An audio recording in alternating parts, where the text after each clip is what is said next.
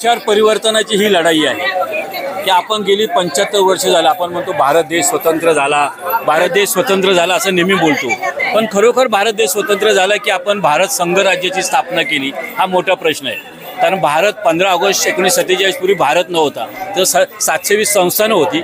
आपल्या वल्लभभाई पटेल होते त्यावेळी जे गृहमंत्री होते किंवा पंतप्रधान झाले त्यांनी ती संस्थानं खालसा केली आणि राज्य म्हणजे जी इंग्रजांनी स्टेट बनवले होते प्रोविन्स त्यांना आपण राज्यांचा दर्जा दिला आणि 1956 साली आपल्या घटनेत दुरुस्ती झाली 7वी आणि भाषावर प्रांत रचना झाली।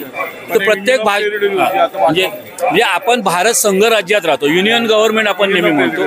भारत हा देश नाहीये, भारत देश असून मग राष्ट्रभाषा कोणती ते एक भाषा होऊ शकत नाही, तर हे संघ राज्य आहे। तर या संघ राज्यात आपण राहतो आणि आपण या युनियनचे सदस्य आहोत।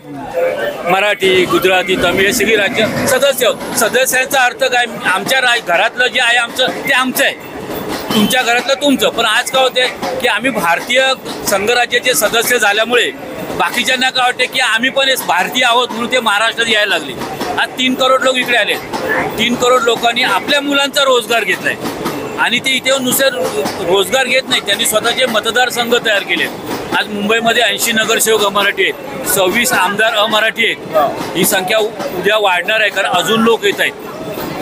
आणि जर एक काळ असेल की आपण अल्पसंख्याक असू म्हणजे भाषावार प्रांत रचना म्हणजे जिथं महाराष्ट्राने या स्वराज्य भूमीने अटकेपार झेंडे रोवले आणि हा भारत निर्माण कोणी केला, आम्ही केला। कारण छत्रपती आणि पेशव्यांनी जर अटकेपार गेले नसे तर मुघल हटले नसे आणि आज त्याच महाराष्ट्रामध्ये आज आपण अल्पसंख्याक होत चाललो आहोत। आज आपली ही भूमी आपल्या हातातून हळूहळू निसटते।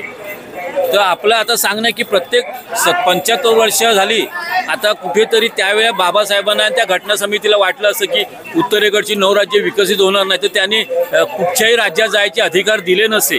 पण आता आपल्याला तुम्ही 124 दुरुस्त्या केल्या घटनेमध्ये, आता 2 दुरुस्त्यांसाठी आपली मागणी असेल, प्रमुख मागणी म्हणजे प्रत्येक राज्यांना व्हिसा लावा आणि प्रत्येक राज्याच्या निर्मितीपासूनचा डोमेसाईल करा। म्हणजे प्रत्येक राज्यातल्या राजकारण्यांवर एक जबाबदारी येणार आहे की माझ्या राज्याचा विकास करायचा आहे, नाही माझ्या राज्यातल्या दुसऱ्या राज्यात घेतलं नाही तर तिथे ते लोक त्याला विरोध करणार। तर त्यासाठी ह्या 2 कायदे हे निश्चितच महाराष्ट्राने पुढाकार घेतलाय। हे पॅन इंडिया टीमचं काम आहे, पण सुरुवात आपण केली आहे की कुठेतरी 2 दुरुस्त्या अजून 124 नंतर 125 आणि 126 या 2 दुरुस्त्या झाल्या पाहिजेत। त्यासाठी आम्ही जनजागृती करतो कारण आज 3 करोड आले आहेत, उद्या अजून येणार आहेत। म्हणजे मुंबईमध्ये आपण 52% होतो तर ते आपण 20%पर्यंत का घसरलो, कारण त्यांचा टक्का वाढला। आपले लोक गेले बाहेर मुंबईच्या, पण त्यांचा टक्का फार वाढला।